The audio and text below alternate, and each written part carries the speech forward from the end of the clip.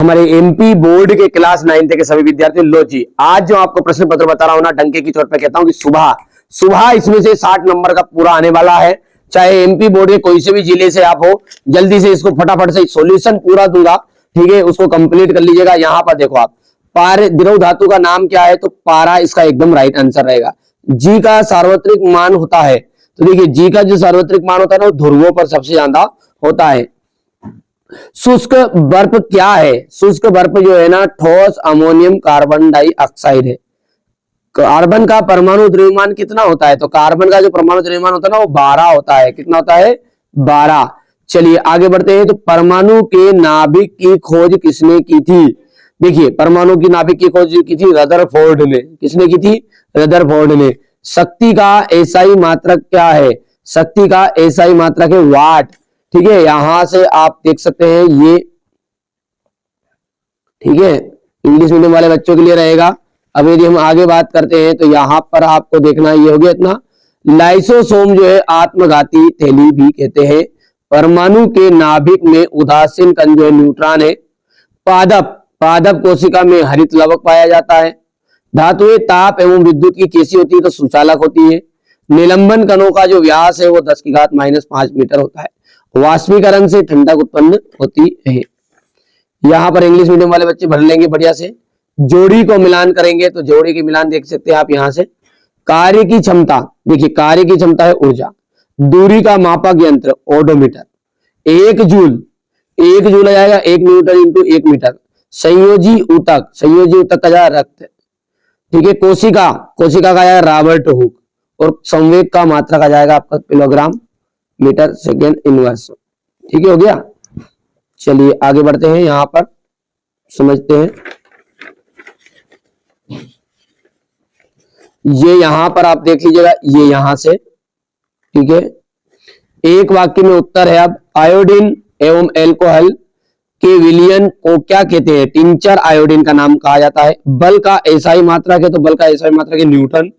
एक ऐसी धातु जो कमरे के ताप पर द्रव अवस्था में पाई जाती है, तो पारा एक ऐसी धातु जो कमरे के ताप पर द्रव अवस्था में पाई जाएगी। संवेग का एसआई मात्रक हो गया किलोग्राम मीटर सेकेंड इनवर्स।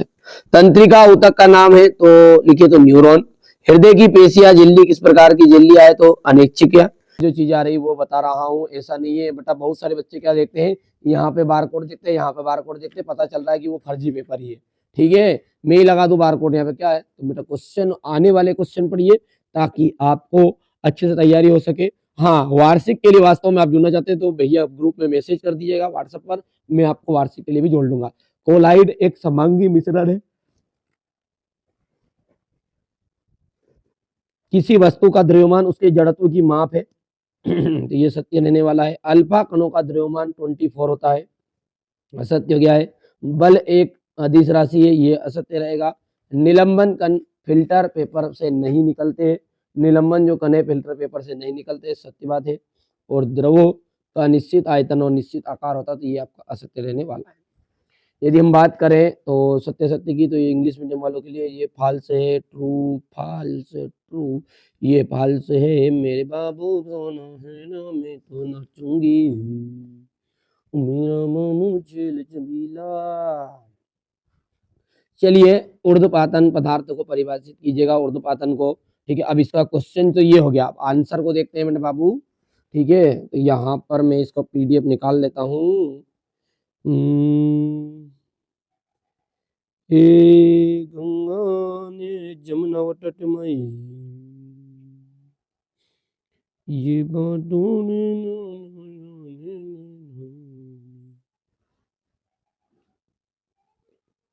चलिए यहां से आप देख सकते हैं, ऊर्ध्वपातन को परिभाषित करना है आपको।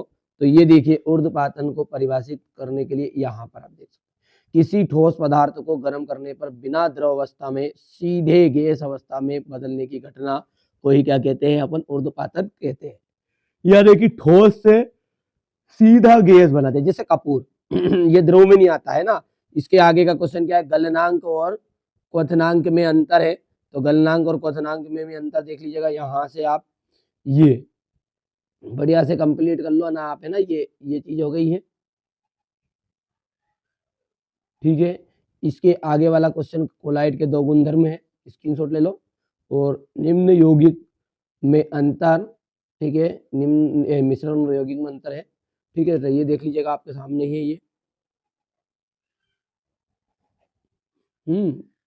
ये देख सकते हैं समांगी और विषमांगी, हाँ, समांगी और विषमांगी मिश्रण को उदाहरण सहित समझाना है। तो यहाँ पर आप देख सकते हैं समांगी और विषमांगी मिश्रण में अंतर, हाँ, उदाहरण सहित। तो समांगी क्या है? इस प्रकार के मिश्रण का संगठन सदैव एक समान रहता है, लोहा चांदी शुद्ध लोह सोना। विषमांगी है, इस प्रकार के मिश्रण का संगठन सदैव एक समान रहता है, ठीक है, दूध रक्त सीमेंट, ठीक है बेटा। प्रॉपर तरीके से यदि एनुअल एग्जाम बेटा फरवरी में ही है पेपर, तो ज़्यादा दूर नहीं है। ग्रुप में जुड़ना है तो आपको व्हाट्सएप पर मैसेज करिए, क्लास और आपका नाम जरूर भेजिएगा मेरा बाबू, है ना, ठीक है। मैं वास्तविक आपको वार्षिक परीक्षा में पूरी हेल्प करूंगा। अर्धवार्षिक जो था बेटा अलग अलग जिलों में अलग अलग पेपर आता है, और वार्षिक जो था प्रॉपर एक तरह का पेपर आता है, ठीक है। तो ये देख सकते हैं आप। इसके आगे हो गया रासायनिक परिवर्तन के उदाहरण, ये हो गया। अब देखिए यहां से हम बात करें तो ये हो गया इतना ही बाबू। चलिए आगे बढ़ते हैं। क्वेश्चन नंबर हम 11 को देखते हैं, यहाँ पर 9 को, सॉरी, यहाँ पर ये क्वेश्चन नंबर आपका 9, ठीक है। रदरफोर्ड के परमाणु मॉडल की सीमाएं बतानी है और कैथोड किरणों के प्रमुख 2 गुण आपको बताने हैं, जो कि किस तरह के रहने वाले हैं। ये परमाणु मॉडल हो गया है इसका, रदरफोर्ड का देख लेना आप ध्यान से, और ये कैथोड किरणों के 2 प्रमुख गुण हो गया, ठीक है। चलिए इसके आगे का भी मैं बता देता हूँ। ये हाइड्रोजन के 3 समस्थानिक हो गए। 3 कक्षाओं में बोर के परमाणु मॉडल का चित्र आपका देख लीजिएगा, ये यही प्रश्न है, ठीक है, देख लो। ये नीचे वाला देखो, ठीक है, पूरा प्रॉपर। रंध्र क्या है, इंग्लिश मीडियम वाले बच्चे भी देख लेंगे साथ में ना। ये रंध्र के क्या कार्य है, किन्हीं 2 प्रकार के पेशी रेशों का नामांकित चित्र है। तो रंध्र के कार्य आप देख लो अब, है ना, यहाँ से रंध्र के कार्य, ये हो गया आपका रंध्र के कार्य,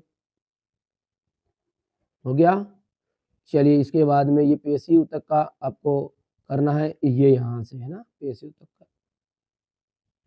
हो गया, हो गया है। दिन दिन दिन दिन दिन दादा डोलना सुन मेरे रेखित और आरेखित पेशी में अंतर, ठीक है। तो रेखित और आरेखित पेशी में अंतर आपको यहाँ पर देखने को मिलेगा, ये यहाँ से आप स्क्रीनशॉट लीजिएगा। इसी के नीचे वाला है पौधों के ऊतक के मुख्यतः कितने प्रकार के होते हैं। तो ठीक है, ये हो गया प्रश्न, स्क्रीनशॉट लेते जाना है ना बेटा बाबू सबके, है। ये सदिश राशियों को परिभाषित करना है, और इसके नीचे मंदन को परिभाषित करना है, और मात्रक भी देना है। तो चलिए यहाँ पर अपन बात करते हैं। तो ये यहाँ से आपका सदिश राशियों को परिभाषित करना है, हो गया। और ये मंदन को परिभाषित कीजिए। इसके नीचे वाला है बल का एसआई मात्रक, ठीक है। ये न्यूटन की गति का तृतीय नियम, देखो ध्यान से याद कर लेना है ना, फटाफट जितनी चीजें याद कर सकते हैं, ठीक है भैया। यहाँ पर आप देख लेना, ये हो गया आपका बल का एसआई मात्रक और न्यूटन का गति का तृतीय नियम। अगला क्या है आपका, घर्षण के क्या लाभ होते हैं, क्रिकेट बॉल खींचते समय, ठीक है, यही है।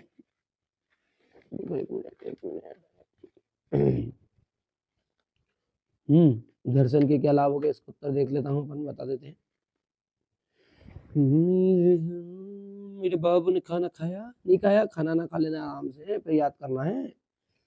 चलिए हमारे नन्हे मुन्ने बच्चे होते हैं 9th क्लास के, ठीक है, बड़े ही समझदार है। और मैं देख रहा हूँ व्हाट्सएप पर उन सबसे ज़्यादा 9th क्लास वाले बच्चे ही, ठीक है, मैसेज कर रहे हैं घर्षण से क्या लाभ होते हैं। अभी आप मौका है, जुड़ जाइए, ग्रुप में जोड़ दूंगा वार्षिक परीक्षा के लिए। क्रिकेट बॉल को कैच करते समय अपने हाथ को पीछे क्यों खींचता है, ठीक है। गुरुत्वीय त्वरण से आप क्या समझते हैं, यहाँ पर देख लीजिए, ये गुरुत्वीय त्वरण वाला प्रश्न नीचे है। और जी में ये हो गया, ठीक है, इतना। और यहाँ पर इसका सॉल्यूशन देख लीजिए। प्रणोद किसे कहते हैं, हो गया। चलिए गुरुत्वीय त्वरण जी और गुरुत्वीय नियतांक जी में अंतर बताना है, ठीक है, ये हो गया है। और इसके बाद में चलिए मैं पीडीएफ भी बता देता हूँ डायरेक्टली सोल्यूशन वाले प्रश्न बार बार क्या देख रहे हो। आर्किमिडीज का सिद्धांत और अनुप्रयोग, ठीक है, ये इसके अनुप्रयोग है, थोड़ा सा छोटा कर देता हूँ ताकि एक ही काम में आपका काम हो जाएगा। पादप कोशिका और जंतु कोशिका में अंतर, बट इसका चित्र भी करके जाना है, पादप कोशिका और जंतु कोशिका का चित्र, ये हो गया। माइट्रोकार्डिया,